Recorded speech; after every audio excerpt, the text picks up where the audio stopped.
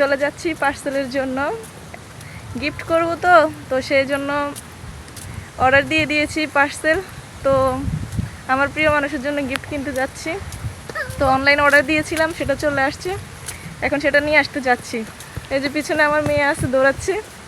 তো দেখি কেমন হয়েছে, তারপর আপনাদেরকে দেখাবো পার্সেলটা কীরকম হয়েছে। তো সে পর্যন্ত ওয়েট করেন, যাচ্ছি।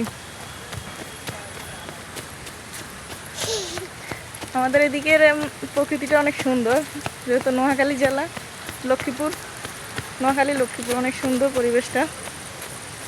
যারা আসবেন ভালোই লাগবে। এ হচ্ছে সেই গিফট।